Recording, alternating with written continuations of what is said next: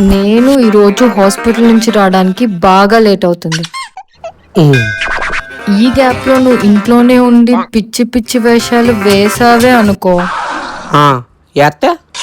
Ready అయిపోవాల్సి వస్తుంది. మరి దేనికి? ట్రీట్మెంట్ కి. ఇప్పుడు ఏంటి, ఇండైరెక్ట్ గా పేషెంట్ ని చేసి పడుకోబెట్టేస్తానంటుందా?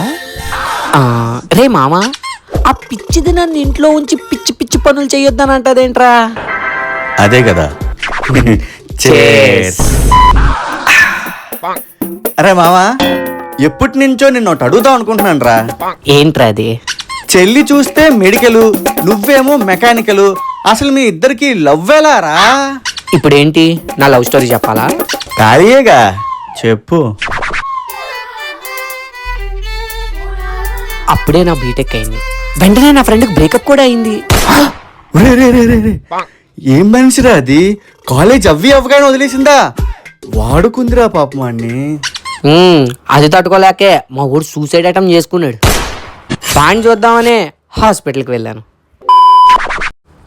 పేరు నవీను, చూడ్డానికి నల్లగా ఉంటాడు. Suicide attempt case. బతికే ఉన్నాడు. అమ్మయ్యా, థ్యాంక్స్ బ్రో. సారీ. నీకు సెన్స్ లేదా? కళ్ళు కనిపించు.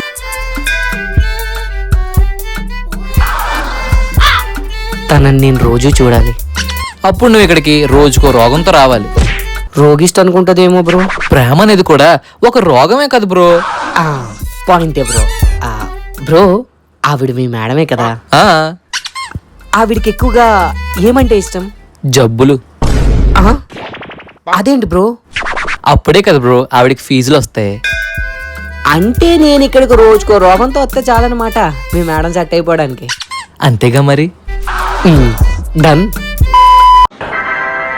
మే ఐ కమ్ ఇన్? ప్రాబ్లం ఏంటి? Heart pain. ఎప్పటి నుండి? మిమ్మల్ని గుద్దినప్పటి నుండే. Madam headache. Madam stomach pain. ఈ రోజు ఏం నొప్పి? ఈరోజు నాకు కాదు మేడం, మా తమ్ముడికి. వాడికేం నొప్పి? ఆడిక పురుట్ నొప్పులంట. అమ్మయ్య, నవ్విసింది పిల్ల సెట్టు.